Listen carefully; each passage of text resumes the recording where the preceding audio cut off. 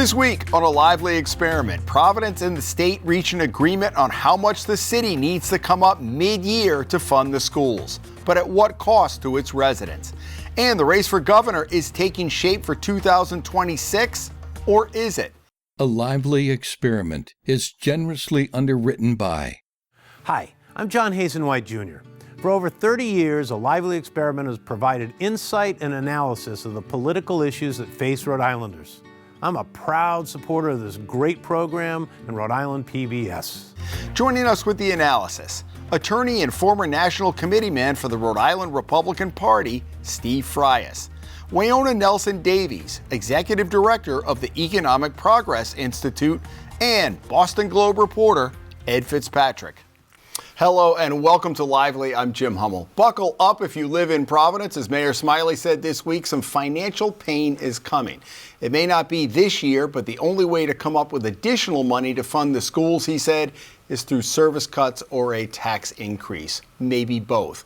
This after the State Department of Education, which controls the city schools, successfully took the city to court to have it pay what it said was back funding owed to run the school district. Now, I should note, we are taping this Friday morning. By the time you watch this, you will know the amount. We don't know what that amount is. But Ed, let's begin with you. Nobody more interested in this because not only do you live in Providence, you have a kid in Providence school. So this is a twofer for you. Absolutely. And, you know, my son is a senior, a classical basketball player. So I thought it was unfair for the adults to make the kids worry about whether the winter sports were going to take place. You know, I mean, there's all this emphasis on attendance matters. And, you know, if that's the concern, I think that they shouldn't have held them hostage like that. But, you know, this day's been a long time coming with the lawsuit over the city and state funding. So it's probably good that it's settled and we can see the number later today and figure out what it's going to mean for the tax rate. Well, yeah, and I agree with Ed. I think it was sad to have the kids in the middle of this. I'm happy an agreement has been made because it's going to impact the Providence students, but quite frankly, the state have to look at this, right? We're talking about our workforce. We're talking about how competitive we are. So what's happening in Providence is something we should definitely look at. And I'm also concerned about what Providence residents may have to now deal with because of the mismanagement between the city and the state. And so now residents who are already dealing with high property taxes, already dealing with high rent costs, now have to consider either raising their taxes or having cuts to essential services. So it's still a sad situation going forward. To me, the major issue here is the state took over the school department there about 5 years ago, and it's been a failure. I mean, financially you have this issue, but basically I thought the whole reason the state took it over was to improve the Providence school system, to get its test scores up. The Brookings Institute called it basically equivalent of a horror show. And 5 years later, I don't know if the test scores have gotten any better. I think they may actually be worse. I think we haven't gotten back to our pre-pandemic levels. And now you have this fight between the state and the city over who's going to pay. And so I think the whole thing has been completely poorly handled. what I don't get is, you and I have covered local government for a long time. You got people who are paid pretty good money to be financial people, and like all of a sudden this comes a couple months into the fiscal year. Was nobody like the last couple of years saying, well, Providence should be maybe be given a little bit more, and all of a sudden we get to a crisis stage now where they're talking about cutting school sports. Yeah, they've been at loggerheads over this city contribution for years, and to Steve's point, one of the reactions you saw from Mayor Smiley was that he wants the district back now. He wants to speed that up. He hadn't been saying that. So we'll see if that happens. But, the city had been saying, well, if you want more money, we want an audit. We want to see how you're spending. We want to see, we want to have some control over that again. And, you've got a school board that has no power now. Mm-hmm. So, yeah, we'll see what comes of it. What about going back to city control? So this is what I think have been missing. The voices of the community, the voices of the students to decide. They are the ones who are going to have to deal with whatever comes. They should be the ones to make the decision who is going to be better for the school district. And so I think the voices of communities and students have to be involved in deciding whether the city takes control or not. And whatever happens, there needs to be a transition plan, and the state and the city needs to talk to each other and be transparent about what's happening so we don't end up in the crisis we're in today. Yeah, it sounds like the communication has not been great. It's I heard not. Mayor Smiley, and he said it's very difficult. And then the Ed Commissioner shot back a little bit, but it sounds like clearly he wants to take the system back. She's not quite ready to do it yet. I mean, the fundamental problem in Providence is that the school system has been doing poorly for a generation or so. And who pays the bill is one issue, but how do we fix it and how do we improve it is actually the bigger picture issue. And I think this is just one chapter, one aspect of this overall problem. Who pays for it, who runs it is one issue, but really it's how do you reform it? And that's been a dilemma and has not been resolved by any politician over the past generation.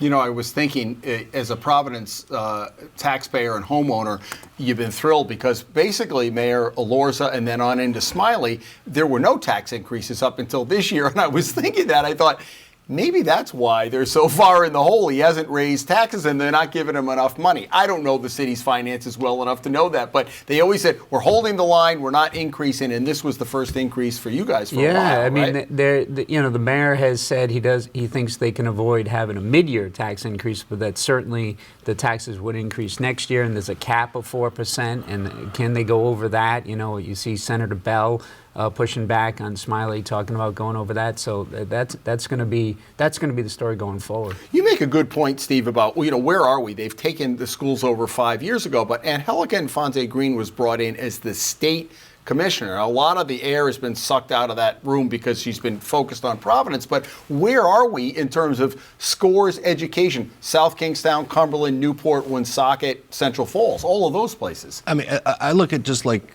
it's pretty much we're stagnant. I mean, we go up one, we go down another. I don't even think I may be wrong about this, but I don't even think we've gotten back to our levels pre-pandemic. So we got millions and millions of dollars from the federal government. And the purpose of it was for learning loss, in part, that went to the schools. And we haven't even gotten that back. We are so far behind academically. And so it's a tragedy in some ways. I will say this for the kids.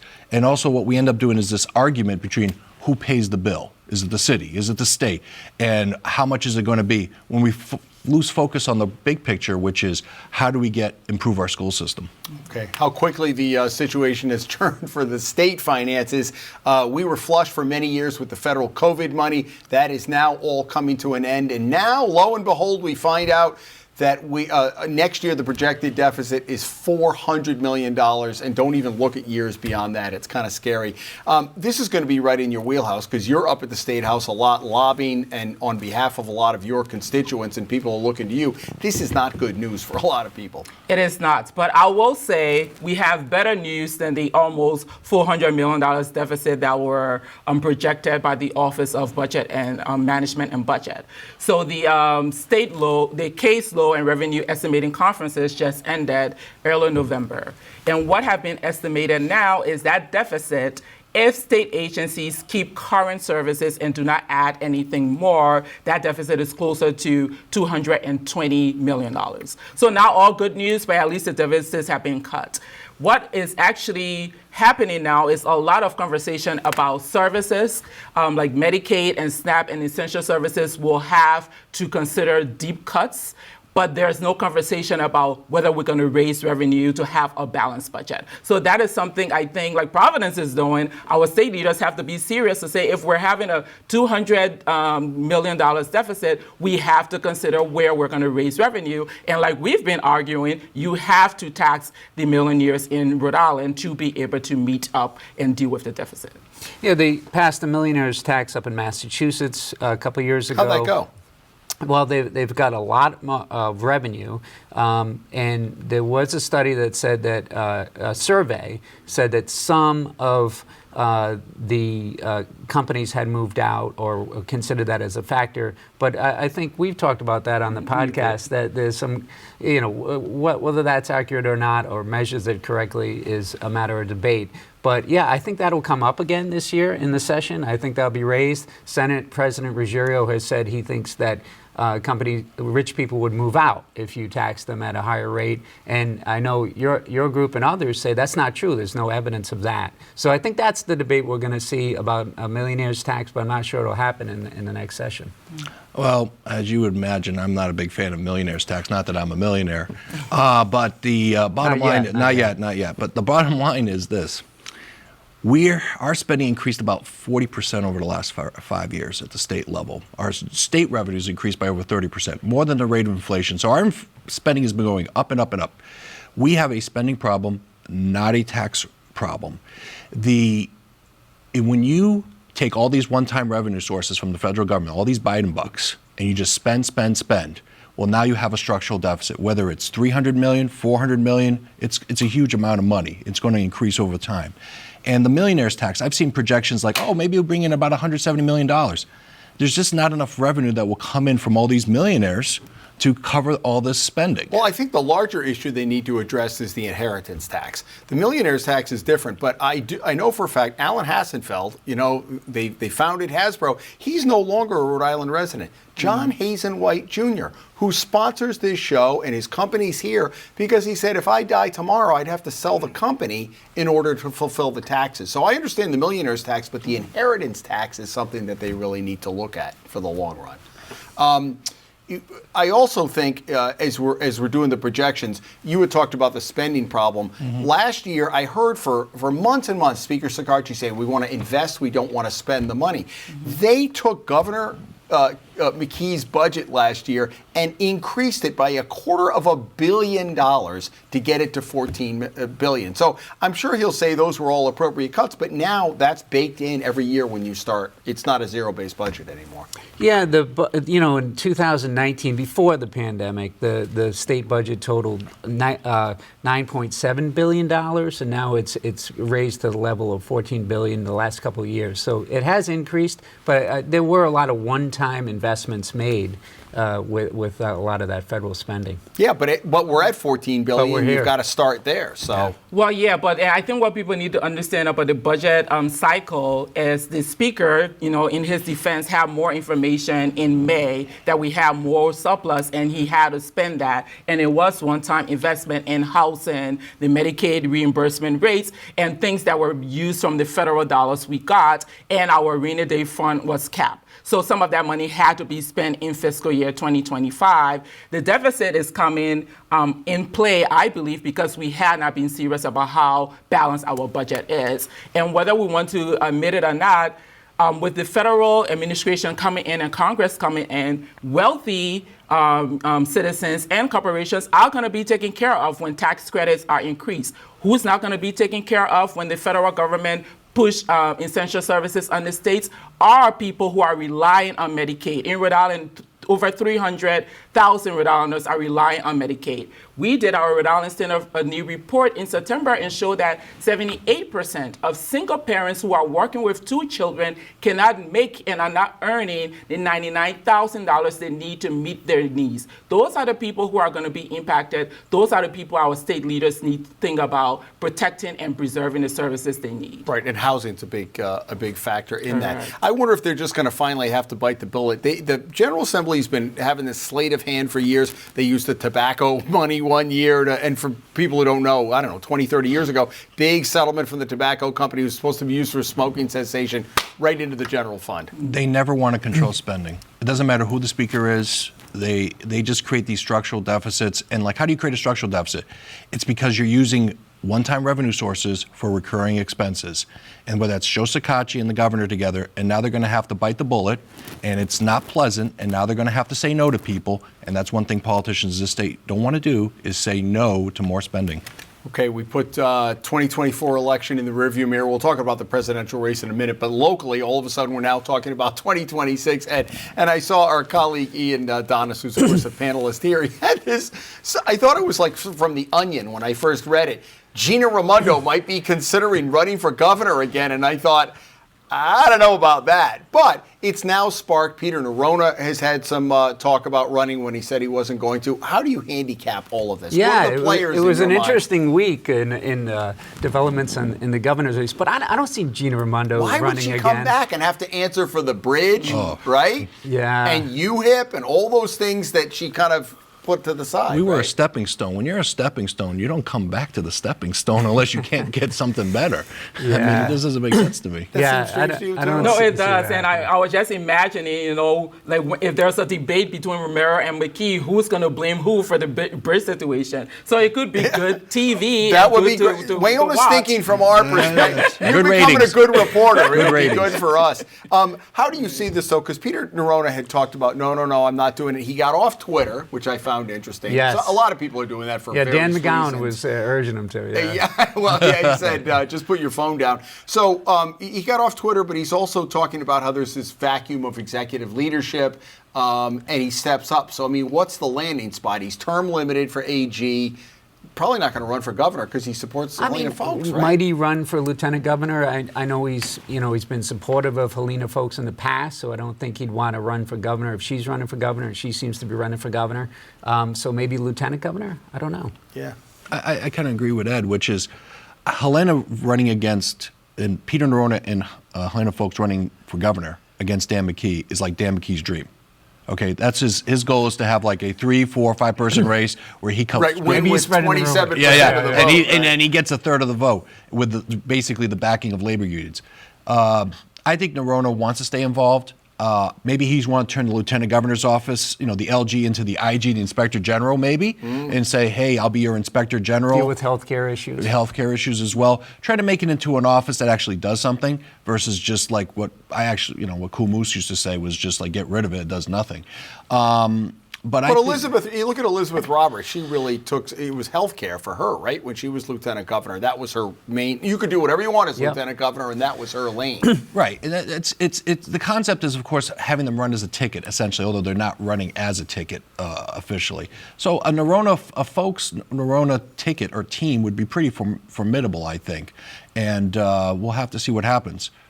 LG to IG. Maybe that could be the new phrase, right? That was, and by the way, I like that. and by the way, Bob Lancia would take credit for that because when he wanted to run for lieutenant governor, that's what he said. Oh, he he wanted talked to about do. that? I Yeah, didn't so hear that Bob before. Lancia will be happy that I mentioned See that him on the bumper show stickers once. in Garden City pretty soon. Ed had a great story and then went on vacation, so we didn't get to talk to you about this last week. Had a great story about the latest on what would Lively be without talking about the Washington Bridge, about the eastbound. So set the table for us, and this ran about a week ago. So, we know the westbound lane is closed, but this had to do with the eastbound lane. I got a hold of photos and emails that showed that they had been working on a joint on the side of the eastbound span. And, it showed deterioration around this joint. And as it turned out, had done $500,000 in work on 8 joints. And they pointed out it's not on the deck, it's on the side. It's leading up to the bridge on the East Providence side.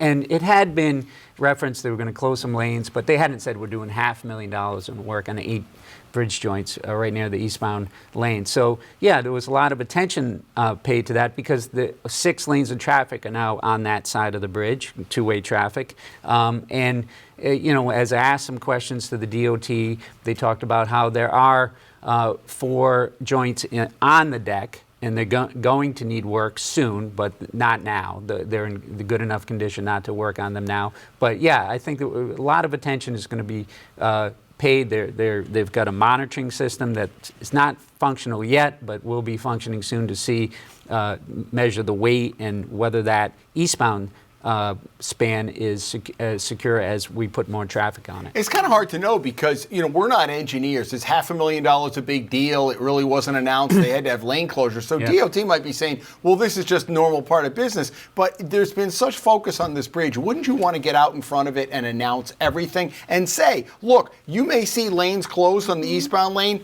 Don't worry because this is what this is, instead of Ed having to report it and the rest of us speculate, right? We're having the same problem we had from the beginning, credibility and accountability. This is why we're in this situation, and it seems that the lesson have not been learned, that you have to tell people what's going on, because we've lost trust in the state government and DOT to really handle this bridge. The longer we wait, the more safety issue we have, and the more expensive this become. We don't have a bid yet. You know, the timeline of this being fixed by 2026 is probably going to be extended. So that's one thing to deal with, and it's going to be more expensive. We're talking about state budget deficit. We're going to be spending a lot of money to fix this bridge that we are not clear what the solution is and what DOT is currently doing. This bridge is like a complete fiasco, as we all know.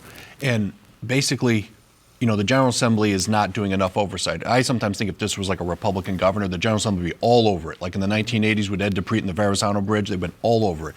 So the only people that are all over it is the media and average voters. And I actually think I'd love to see somebody run for governor, it's Folks, Noona, or whoever, and just say, put me in and I'm going to get Alviti out. Because that's what people want. They want accountability. And whatever's going on over there, it's not working. People don't trust what's going on, and I think that bridge won't be fixed for years. Yeah, and the eastbound lanes, I've heard some people having difficulty getting inspection reports, which has nothing to do with the legal, you know, a lot of, you know, in the, we haven't even talked about that since you've been here. Max Wistow pulled out. He was one of the major guys. What do you make of that? Have you heard any buzz about that? So he was one of the major lawyers assigned to this case, which is why we can't, you know, talk about it because it's all tied up in litigation. But he resigned 10 days, 2 weeks ago. What do you read into that? Yeah, I'm not sure what that means for those lawsuits, whether, you know, his theory of the case was not being heard, and, or, you know, the Attorney General is involved in that. Do they have different views on how it should proceed, and whether it's going to be successful now, you know? Yeah, it's like we can't get the bridge fixed.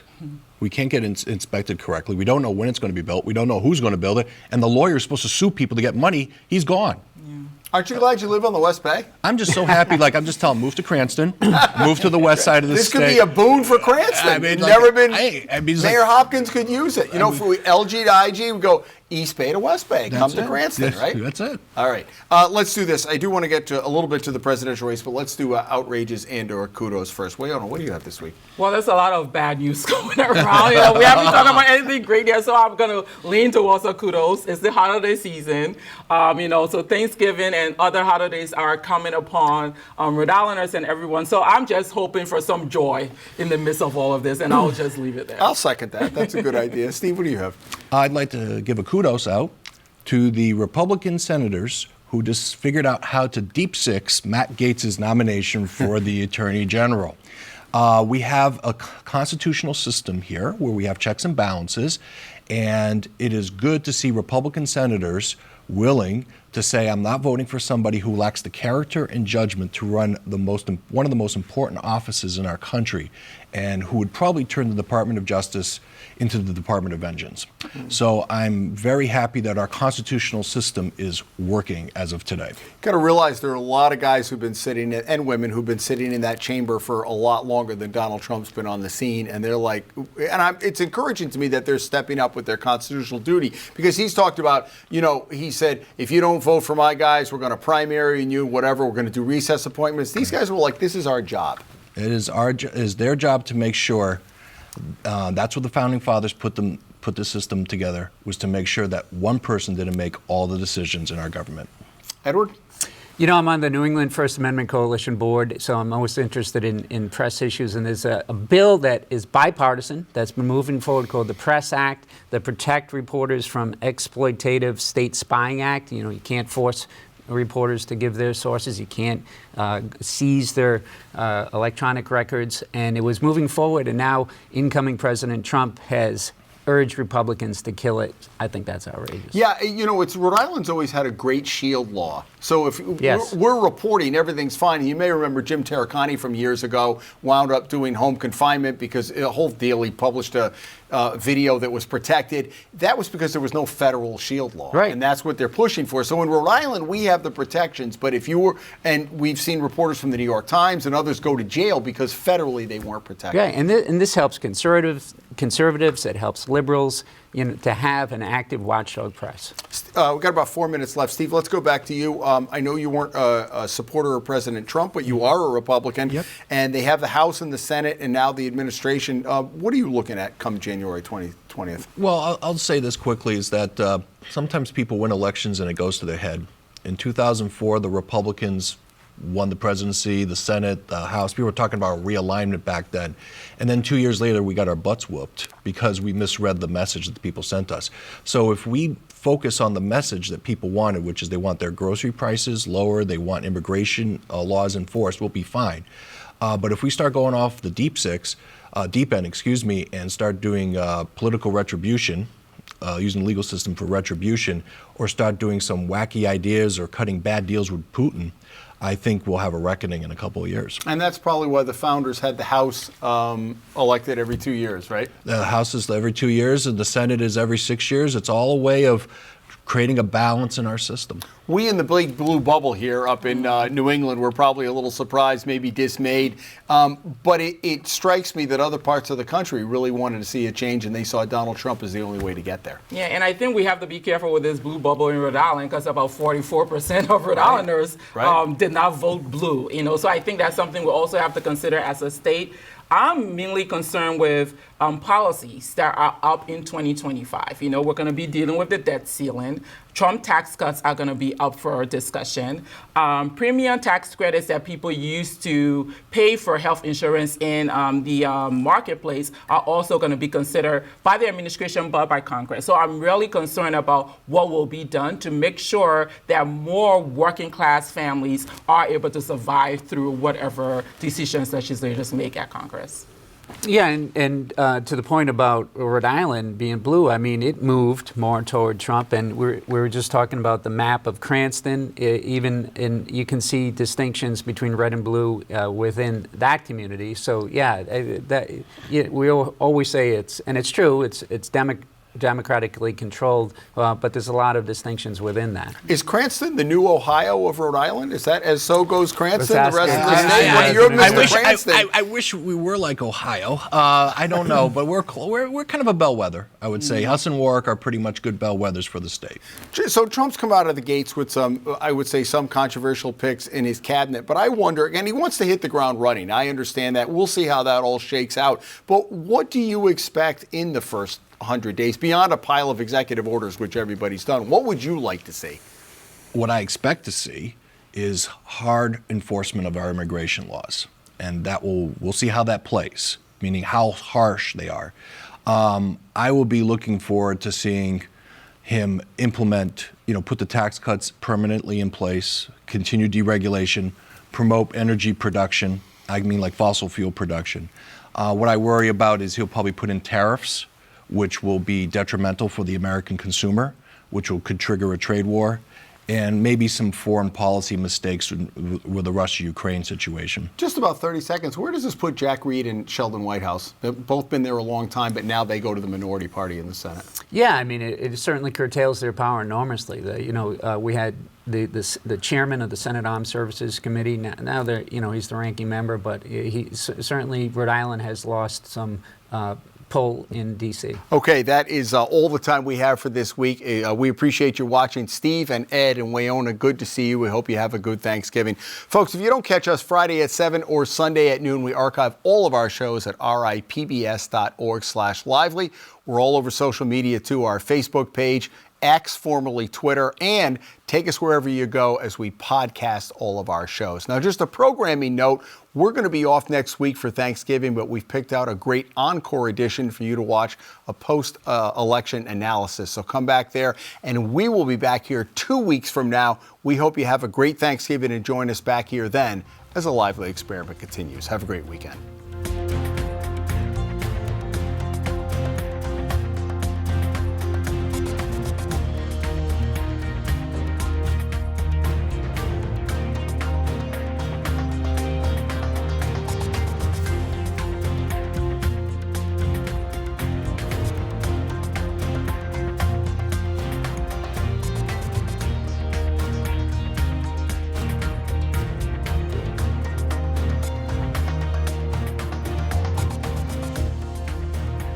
A Lively Experiment is generously underwritten by. Hi, I'm John Hazenwhite Jr. For over 30 years, A Lively Experiment has provided insight and analysis of the political issues that face Rhode Islanders. I'm a proud supporter of this great program and Rhode Island PBS.